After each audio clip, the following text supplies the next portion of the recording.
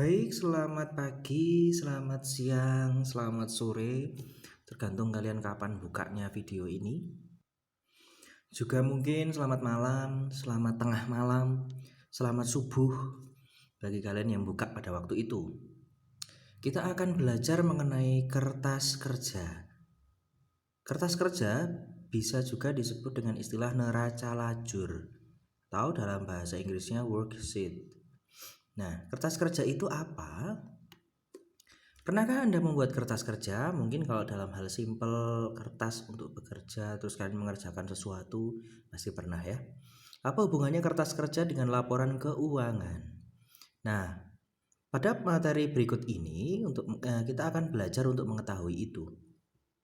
Kertas kerja atau neraca lajur worksheet merupakan suatu daftar berlajur, jadi panjang ya, atau berkolom yang dirancang sedemikian rupa untuk mempermudah dan memperlancar penyusunan laporan keuangan yang benar.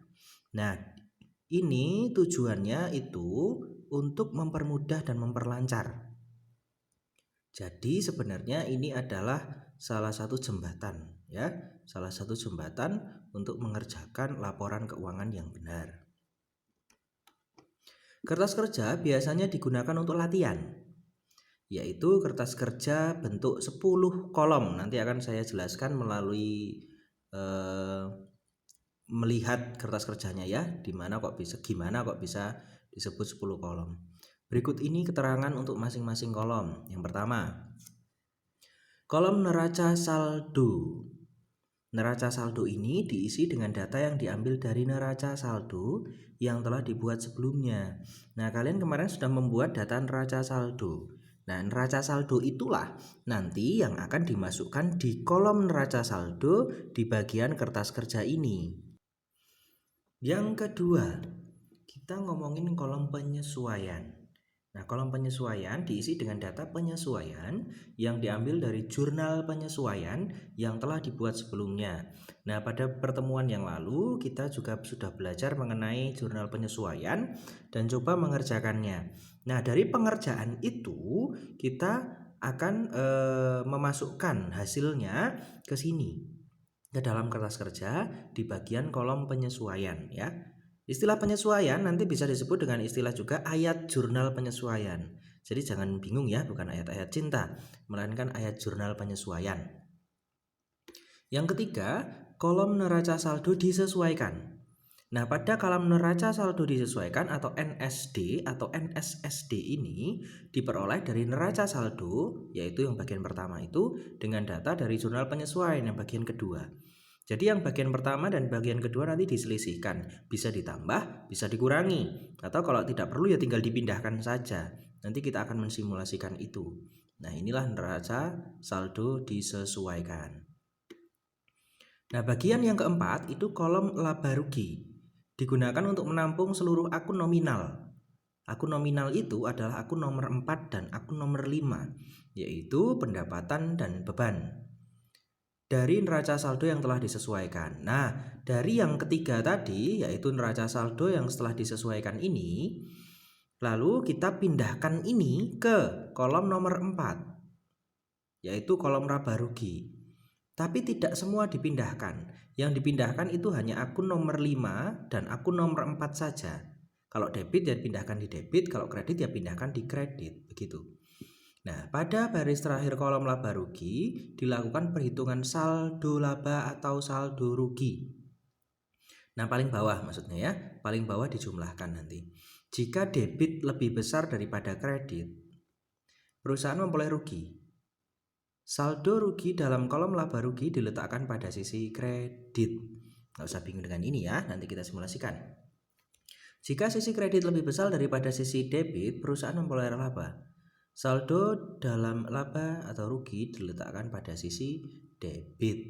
Nanti kita akan coba. Ini nggak perlu menghafal Pak ya, nggak perlu menghafal. Nanti kita akan akan kelihatan sendiri dalam simulasi. Yang kelima itu adalah kolom neraca. Kolom neraca ini digunakan untuk menampung seluruh akun real. Akun real itu adalah akun nomor 1 sampai dengan akun nomor 3. dari kolom neraca saldo disesuaikan. Jadi nomor 4 dan nomor 5 ini ngambil datanya sama dari kolom nomor 3, yaitu kolom neraca saldo disesuaikan. Nah, untuk yang kolom neraca ini diambilnya hanya akun nomor 1 sampai nomor 3. 1, 2, 3. Sejajar dengan baris saldo laba rugi tadi yang di atas tadi, pada kolom neraca akan diletakkan hal berikut. Jadi di paling bawah juga sejajar dengan jumlah dari kolom nomor 4 yaitu laba rugi tadi akan dijumlahkan dan akan menghasilkan seperti ini. Yang A, saldo laba pada posisi kredit, saldo rugi pada sisi debit. Jadi nanti kebalikannya yang ini. Kebalikannya yang ini ya. Nah, nanti kita akan simulasikan. Jangan risau, jangan gundah dengan itu. Nah, kita sekarang akan melihat dan belajar bagaimana membuat kolomnya terlebih dahulu sebelum kita belajar mengerjakan. Kita coba akan melihat satu persatu. Yang pertama adalah kolom neraca saldo. Nah, kolom neraca saldo ini diisi dengan data yang diambil dari neraca saldo yang telah dibuat sebelumnya. Kita akan ambil contoh itu untuk kertas kerja Mikita Cookies ya, yang kemarin juga saya cantumkan dalam contoh pengerjaan neraca saldo supaya berkelanjutan. Nah, ini cara membuatnya. Kalian buat kolom dulu seperti ini. Kertas kerja ini, neraca lajur ini atau worksheet ini, terserah kalian mau menggunakan istilah yang mana, sangat banyak ya. Terdiri tadi dikatakan ini disebut kertas kerja 10 kolom. Di mana kok bisa kata 10 kolom itu? Dihitung dari sini nah. Ini adalah kolom pertama. Kalau nomor rekening dan nama rekening ini tidak dihitung ya, tidak dihitung jumlahnya. Ini adalah kolom kedua. 2 ya, 3 4 5 ya. 6 7 8 9 dan 10. Ada kolom neraca di sini. Ya. Nah, setiap ini bagian-bagian tadi, kelima bagian itu, baik itu neraca saldo, baik itu jurnal penyesuaian, baik itu neraca setelah disesuaikan, baik itu laba rugi maupun neraca, masing-masing ada sisi debit dan sisi kreditnya seperti ini, ya. Masing-masing ada sisi debit dan sisi kreditnya. Ya, ada debit kredit, debit kredit, debit kredit dan debit kredit seperti ini. Nah, kalian akan buat seperti ini terlebih dahulu, ya. Jangan lupa di depan ada nama rekening. Nama rekening ini adalah nama akun ya. Jadi boleh menggunakan istilah nama rekening, boleh menggunakan istilah nama akun. Begitu pula dengan nomor rekening. Nomor rekening ini kalian boleh juga menggunakan istilah nomor akun, boleh juga menggunakan istilah nomor rekening. Nah, untuk pengerjaan kertas kerja ini kalian pun harus membuat judul. Ya, judulnya terdiri dari kertas kerja atau worksheet atau neraca lajur. Lalu di bawahnya nama perusahaan yang bersangkutan, di sini adalah Mikita Cookies seperti ini. Lalu di bawahnya lagi adalah akhir dari periode yang bersangkutan. Di sini 31 Desember 2007. Nah, ini yang harus kalian siapkan untuk mengerjakan kertas kerja. Kalian harus membuat form ini terlebih dahulu. Ya, boleh kalian print dari manapun, dari misalnya kalian buat dulu di Excel lalu kalian print gitu ya. Kalian silahkan membuat ini untuk mengerjakan kertas kerja. Nah, sekarang kita akan isi ya, kita akan isi satu persatu setiap kolom yang ada. Dimulai dari neraca saldo ini ya.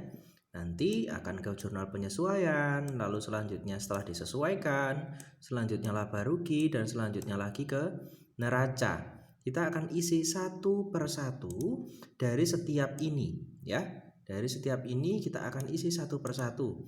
Tapi nanti kita akan ngisinya berdasarkan kolom. Kolom neraca saldo terlebih dahulu debit kreditnya. Lalu baru jurnal penyesuaian terlebih dahulu semuanya diisi. Baru kita mengisi neraca setelah disesuaikan ya. Jadi ngisinya tidak seperti ini. Ya. Tidak ke sana, tidak dari kiri ke kanan, tapi kita ngisinya dari atas ke bawah terlebih dahulu.